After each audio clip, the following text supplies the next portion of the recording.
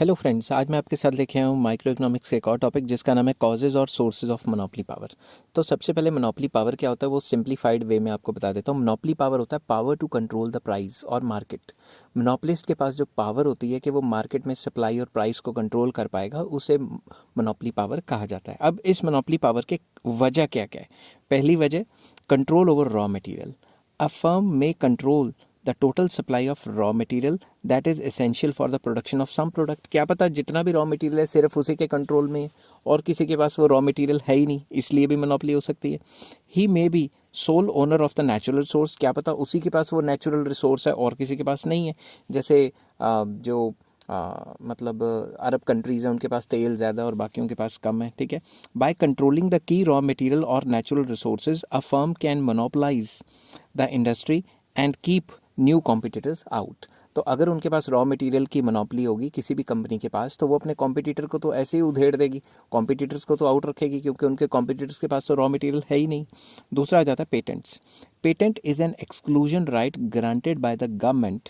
यहाँ गवर्नमेंट में डॉट डालना भूल गया, शॉर्ट फॉर्म लिखी थी। To use some productive technique और to produce a certain product. तो बेसिकली अगर मैंने या फिर किसी भी इंडस्ट्री वाले ने कोई एक काम करने का तरीका इन्वेंट कर लिया और उस पर पेटेंट ले लिया, तो और कोई जो इंसान है वो एक पर्टिकुलर इंसान या कंपनी एक पर्टिकुलर टाइम के लिए वो तरीका इस्तेमाल नहीं कर सकती, तो उसे पेटेंट मिल जाता है। तो जब तक पेटेंट चलेगा तब तक तो मोनोपोली होगी ना। Patents give the sole right to patent holder to produce a particular product. अगर मैंने कोई पर्टिकुलर प्रोडक्ट इन्वेंट कर लिया तो मेरे पास सोल राइट होगा। अगर मैंने पेटेंट ले लिया तो मेरे पास ही राइट होगा कि सिर्फ मैं ही प्रोड्यूस करूँ। These are granted to the inventor of a technique or product. ये पेटेंट राइट्स किसको दिए जाते हैं? जिस इंसान ने कोई काम करने का तरीका या कोई नई प्रोडक्ट लॉन्च की हो उसे दिया जाता है ताकि इनोवेशंस को एनकरेजमेंट मिले। तो जिसके पास भी पेटेंट है उसके पास मोनोपोली होगी और कोई चीज़ और कोई कंपनी वो चीज़ बना नहीं सकती जिस पे पेटेंट लिया हुआ है एक पर्टिकुलर कंपनी ने। नेक्स्ट आ जाता है technical barriers. Principal technical barrier is the scale of production. जो सबसे मेन जो टेक्निकल बैरियर है वो स्केल ऑफ प्रोडक्शन है। कई कंपनियां इतना बल्क में माल बनाती हैं, उनको इतना सस्ता पड़ता है कि अगर कोई आम कंपनी आके बनाने की कोशिश करेगी उनको कॉस्ट ज़्यादा पड़ेगी, इसलिए वो बना ही नहीं पाएंगी, सर्वाइव नहीं कर पाएंगी। The production of a particular commodity may exhibit decreasing average cost and marginal cost over a wide rate of output levels so that it becomes profitable to produce at a large scale. कि अगर एक company इतना large scale में बनाती है कि उसका AC और एमसी बहुत ज़्यादा गिर जाता है, तो वो भी एक टाइप की टेक्निकल बैरियर है कि अगर और कोई कंपनी वो आके बनाने की कोशिश करेगी तो उसके पास इतनी टेक्नोलॉजी नहीं है कि वो लार्ज स्केल पे बनाए और उसकी कॉस्ट काफ़ी कम आए। Next, government policy. Government may grant a license to a firm to have exclusive privilege to produce a given good और service in a particular area. Government भी कभी कभी ग्रांट कर देती है कि फ़लाँ जगह पे भाई कोल का ठेका एक ही कंपनी को दे दिया तो उसकी मोनोपोली हो जाएगी ना। फ़लाँ जगह पे पेट्रोल बेचने का ठेका किसी और को दे दिया, फ़लाँ जगह पे इंटरनेट को चलाने की जो है ठेका लाइसेंस किसी और को दे दिया। No firm can enter into that area without a licence provided by a government. तो गवर्नमेंट के लाइसेंस के बगैर कोई और वहाँ फर्म आ नहीं सकती, और अगर गवर्नमेंट लाइसेंस ही ना दे तो उस कंपनी की तो मोनोपोली होगी। तो गवर्नमेंट पॉलिसी की वजह से भी कभी कभी मोनोपोली हो जाती है। नेक्स्ट है हिस्टोरिकल और entry lag. A firm may enjoy monopoly because of early start in the field and no one else has the necessary know how. मतलब नॉलेज। जैसे शुरू में माइक्रोसॉफ्ट आया तो सिर्फ माइक्रोसॉफ्ट के पास ही विंडोज़ या कंप्यूटर चलाने का था, बाकी जो मैकिंटोश ये वो हैं वो अगर इतने ज़्यादा डेवलप नहीं हुए या कुछ नहीं हुए तो किसी के पास नहीं था। हिस्टोरिकली अगर कोई कंपनी पहले किसी फील्ड में एंटर कर जाती है और उसी के पास नॉलेज होती है तो उसकी भी मोनोपोली बन जाती है, ठीक है। मैं एग्जांपल दे रहा हूँ, जज्बाती लेके मेरे को गालियाँ गुलियाँ मत निकालना कि पहले ये था वो था, मैं सिर्फ एग्जाम्पल बता रहा हूँ, ठीक है। The first firm to market some product will usually enjoy a monopoly position.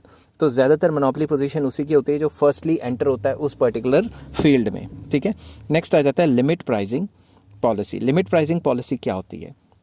Simple words में समझाता हूँ। लिमिट प्राइस का मतलब ये होता है कि जो एग्जिस्टिंग कंपनियां हैं वो ऐसा प्राइस सेट कर देती हैं जिसको लिमिट प्राइस कहते हैं। इसके ऊपर बेंच की लिमिट प्राइसिंग थ्योरी बहुत मशहूर है। एक ऐसा प्राइस सेट कर देते हैं जिससे नई फर्म्स अंदर मार्केट में आने में काफ़ी शाई फील करती हैं क्योंकि उस प्राइस पे उनको लॉसेस होंगे। समझ की बात?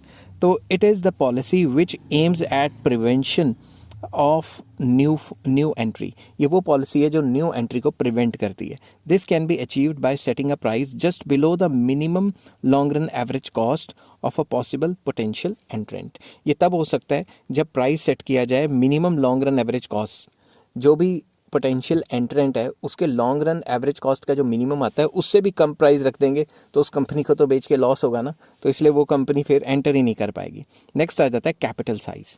मोनोपोली में also cause due to the huge amount of capital required to establish a particular productive unit. इसलिए भी हो सकती है कि वो पर्टिकुलर काम करना इतना महंगा है कि छोटी मोटी कंपनियां अफोर्ड नहीं कर सकती, बहुत ज़्यादा पैसा चाहिए, बहुत ज़्यादा मशीनरी चाहिए। The supply of a commodity may involve the use of such a vast amount of capital investment that new competitors are effectively excluded from entering the market. इतना ज़्यादा पैसा चाहिए, इतना ज़्यादा वो मतलब सरमाया चाहिए, कैपिटल चाहिए, मशीनरी चाहिए, पैसा चाहिए कि नई कंपनियां सोच भी नहीं सकती उस बिज़नेस में आना। तो जब सोच ही नहीं पाएंगी तो जो एग्जिस्टिंग कंपनी है उसकी तो मोनोपोली होगी ना। नेक्स्ट आ जाता है business merger. A firm may acquire monopoly simply by taking over and getting a high combined market share for a new larger firm. ऐसा भी हो सकता है कि मोनोपोली मर्जर से भी हो सकती है। एक कंपनी पहले की चल रही है, दूसरी कंपनी आ गई, उसके साथ मर्ज कर लिया तो भी मोनोपोली बन सकती है।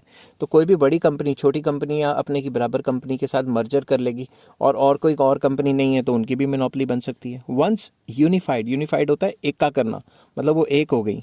The former competitor merge into monopoly. तो जो भी पहले कॉम्पिटिटर था वो तो मोनोपोली बना के बैठ गया ना, क्योंकि मोनोपोली में तो एक ही कंपनी होगी अब बेसिकली। ठीक है, तो दो कंपनियां मर्ज करके भी मोनोपोली बना सकती हैं। जैसे एक कंपनी पहले गुड़ बना रही है, दूसरी भी बना रही है, कॉम्पिटिटर थे मगर दोनों के दोनों मिल गए, अब ये मोनोपोली बना ली उन्होंने अपनी। ठीक है ना। तो आई होप ये वीडियो आपको पसंद आई होगी। अगर पसंद आई हो तो please like share and subscribe. Next video में मैं लेके आऊँगा डिमांड कर्व कैसी होती है मोनोपोली के under. Till then take care, have a nice day. और अगर आपको ये वीडियो पसंद आई हो तो please like share and subscribe.